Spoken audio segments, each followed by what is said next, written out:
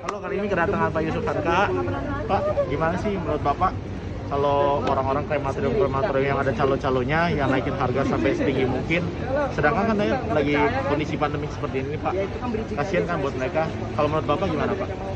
Ya jelas orang yang sakit atau orang yang sedang berduka harusnya kita lindungi, bukan kita peras gitu, kita naik-naikin harga. Jelas ini pasti karmanya juga berat ini kalau yang begini nggak berkah. Oleh sebab itu makanya saya bilang bersama kita bisa.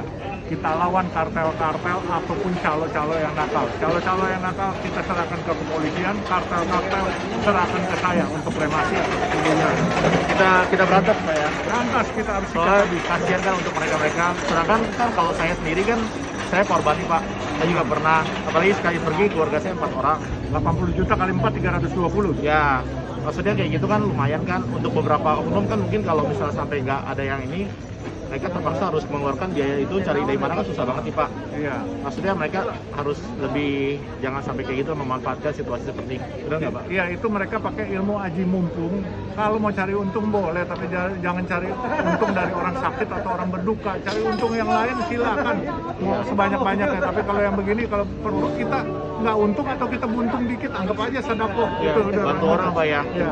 Makanya itu tuh pesannya guys, kalau misalnya kalian lihat ada beberapa kartel-kartel kayak gitu, jangan mau, bahkan laporin aja.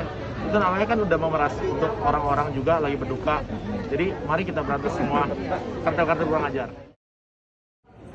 Bang Paris, menurut Abang gimana sih kartel-kartel yang kayak kurang ajar, yang kayak naikin harga setinggi mungkin kayak di masa pandemi ini kan kasihan buat masyarakat. Saya lah salah satu yang ikut bicara meminta kepada pimpinan Mabes Polri agar para pemilik lembaga kremasi tersebut diperiksa di Mabes Polri.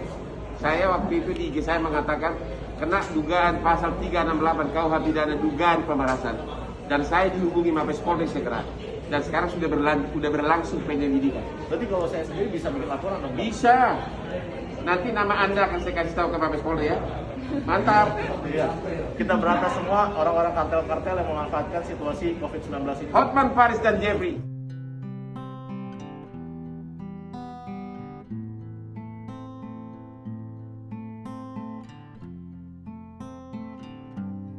Halo guys, balik lagi sama gue Jeffrey. Sorry banget, gue baru bisa bantu jawab pertanyaan kalian yang seputar di Instagram.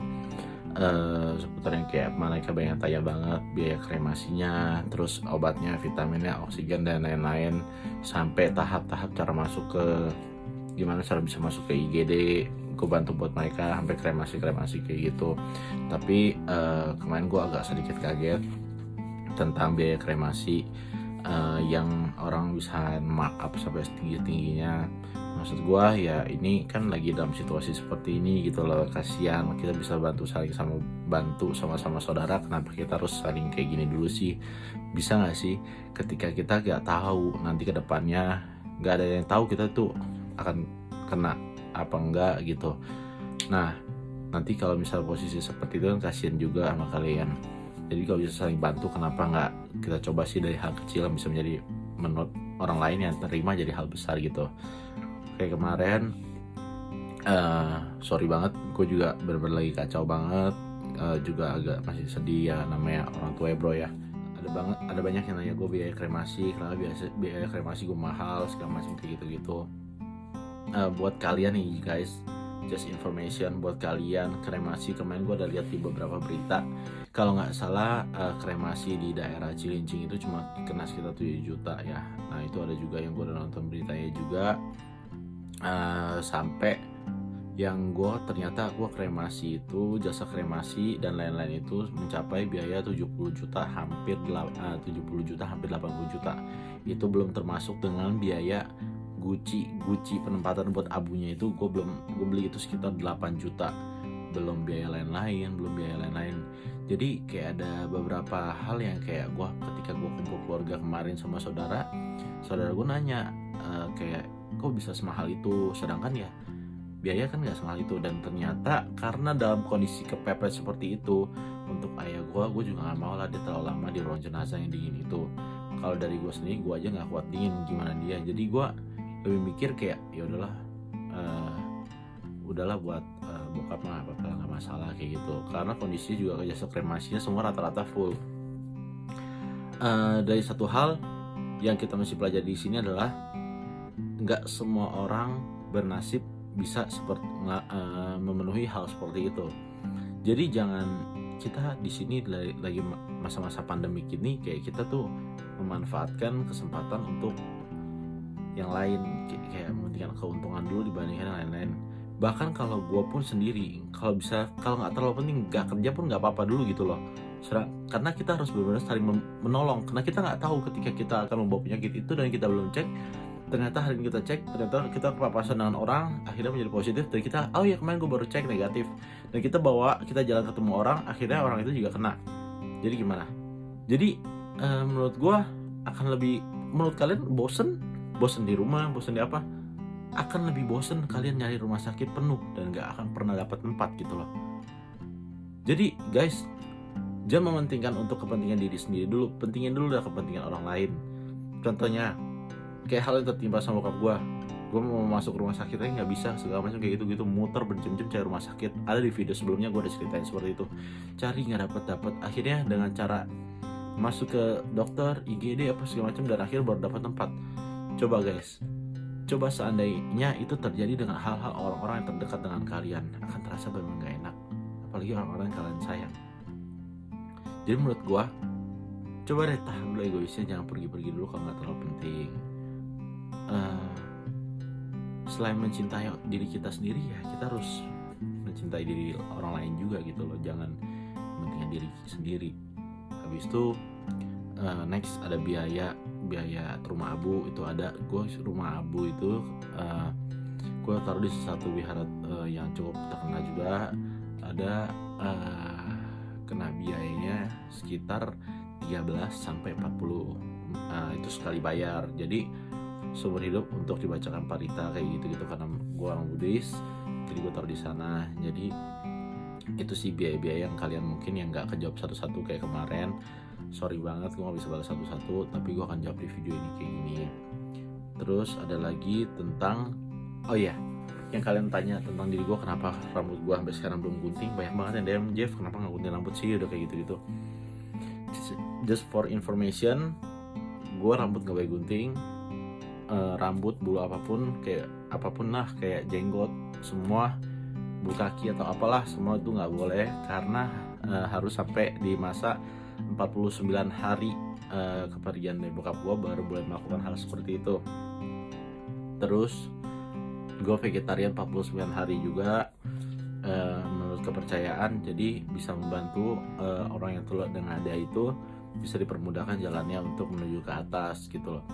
Jadi bantu doa, saya doa kayak gue ngapain hal-hal kayak gitu. Dan satu lagi sih ada nanti gue ada rencana mungkin ya, lihat kondisi seperti ini, banyak saudara-saudara kita juga yang membutuhkan banget di luar sana, kayak tentang makanan, masker, kan nggak semua orang bisa punya juga.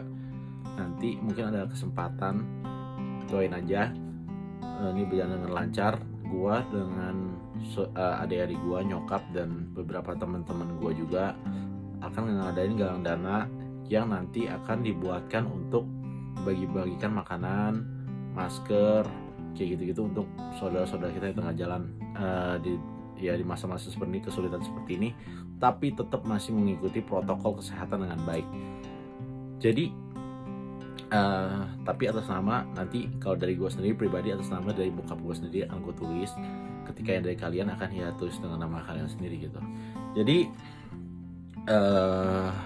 kalau kalian masih banyak pertanyaan tentang gimana waktu itu dapat oksigen, minum obat apa, vitamin apa, memang gue bukan pakarnya, tapi gue akan mencoba menjawab pertanyaan kalian dengan sebaik-baiknya.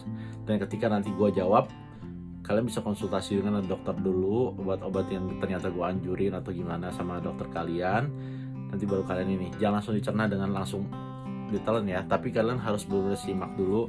Semoga, gue cuma berharap pengen benar-benar bisa bantu di mana saudara-saudara kita ada beberapa yang yang belum bisa ke dokter atau apa ya. Menurut gue ketika nanti dia nonton video ini, dia akan oh harus kayak gini ya, harus kayak apa ya. Tapi coba nanti kayak ada beberapa kepentingan kalian yang kalian nggak bisa jawab, nanti yang kayak seputar yang gue udah alamin, nanti gue akan jawab kalian DM aja langsung ke Instagram gue, pasti akan gue bales.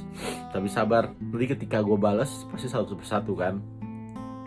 DM langsung di Instagram gue @JEFFREYCOU. Jadi nanti kalian bisa langsung DM ke sana di Instagram gue Jeffrey Chow. Nanti kalian akan gue jawab pertanyaannya. Mimpi buruk ini sih udah berlalu lah. Kayak kemarin itu banyak gue mimpin bokap gue kayak meninggal. Ternyata kata orang-orang zaman dulu itu mimpi buruk panjang. Ternyata berapa kali gue mimpi buruk, bokap gue meninggal, gue cuma bisa bilang, oh ini mimpi kok, ini mimpi. Tapi satu hari ketika gue tahu bokap gue meninggal, gue cuma berharap di dalam hidup gue ini adalah mimpi. Gue bisa bilang dalam diri gue ini mimpi. Tapi ternyata memang bukan mimpi. Jadi selalu pesan terakhir gue sebelum gue close video ini, sayangi orang terdekat kalian, cintai orang terdekat kalian, papa, mama, adik, saudara, semua selagi mereka masih hidup. Dan jangan lupa peduli akan sesama saudara-saudara kita yang lagi membutuhkan.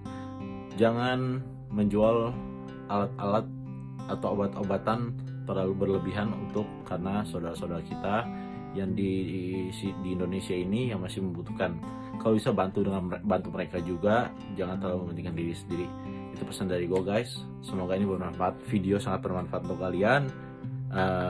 Stay healthy dan selalu ikuti protokol kesehatan. See you guys.